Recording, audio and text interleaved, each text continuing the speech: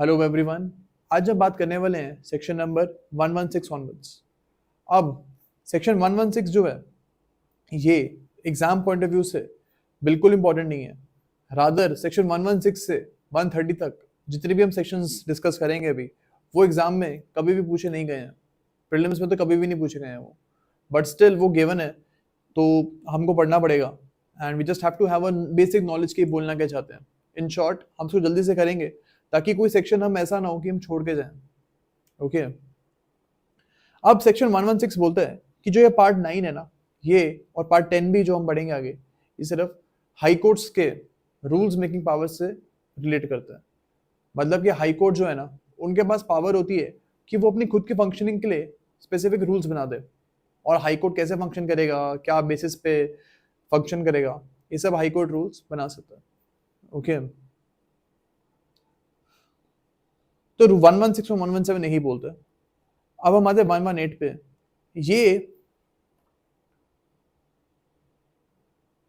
ये बोलते हैं कि हाई कोर्ट जो है ना वो ऐसे एक रूल भी बना सकता है कि एक स्पेसिफिक डिक्री जो है ना वो पहले एग्जीक्यूट हो जाए और कॉस्ट्स अगर एक सूट में लगाए गए हैं वो बाद में डिसाइड हो कि कितने कॉस्ट लगाए गए हैं।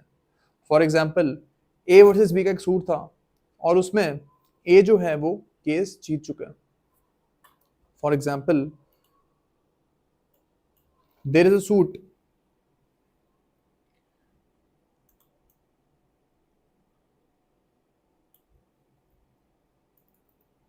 ए वर्सेस बी एंड यहाँ पे ए जो है वो सूट को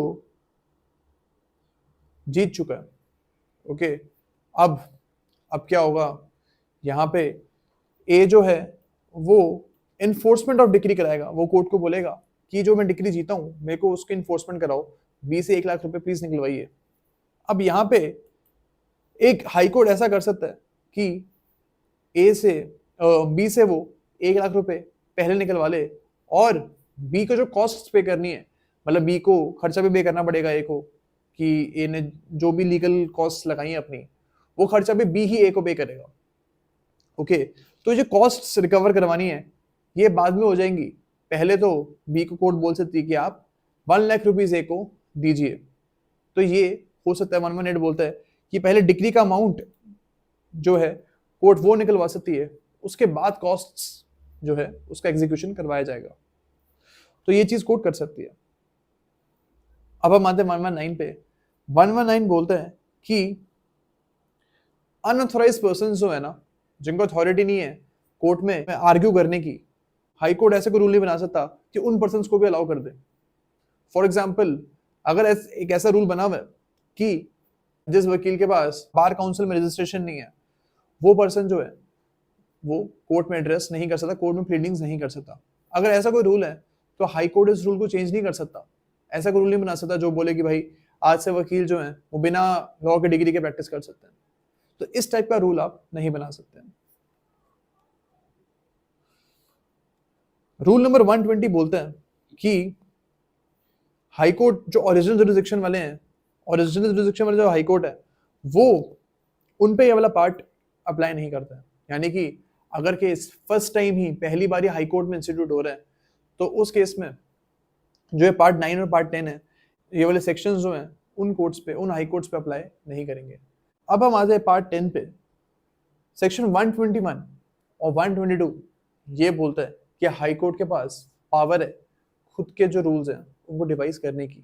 ओके एंड ये जो रूल्स हैं ये जितने भी हमने फर्स्ट शेड्यूल में अभी सेक्शंस वगैरह पढ़े हैं उनके कॉन्सोनेंस में रहेंगे, उनके खिलाफ नहीं जाएंगे। ओके ऐसे कोई रूल नहीं बना देगा हाई कोर्ट जो कि सीबीसी का जो सेक्शंस हमने पढ़े हैं उन्हीं के खिलाफ हो। ओके अब हम आते हैं रूल नंबर 123 सेक्शन नंबर 123 पे। ये बोलता है कि हाई कोर्ट है, जो हाई कोर्ट है ना वो एक रूल कमिटी भी बना सकता है जो कि कमिटी डिसाइड करेगी कि हाई कोर्ट के रूल्स कैसे होंगे। तो for example Delhi high court एक रूल्स कमेटी बना सकता है जो कि डिसाइड करेगी कि दिल्ली हाई कोर्ट किस वे में फंक्शन करेगी, क्या उसके वे ऑफ फंक्शनिंग होगा, क्या जजेस के रोस्टर जो हैं वो कैसे डिसाइड होंगे। ये सब चीजें रूल्स की कमेटी जो है वो डिसाइड कर सकती है। तो हमको बस इसमें यही समझना है।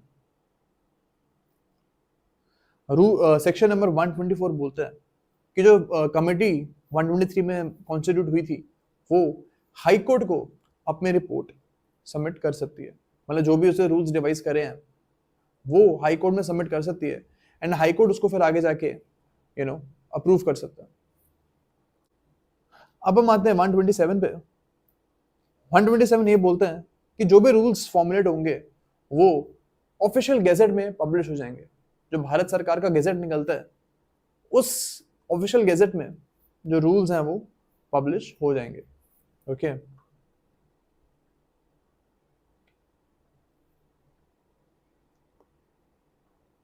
रूल नंबर 128 एक सिंपल सी बात बोलता है कि जो भी आप रूल्स बना रहे हैं वो सीपीसी के किसी प्रोविजन से इनकंसिस्टेंट नहीं होने चाहिए, यानी कि ऐसा कोई रूल मत बनाना जो कि सीपीसी से ही अलग बात बोलता हो।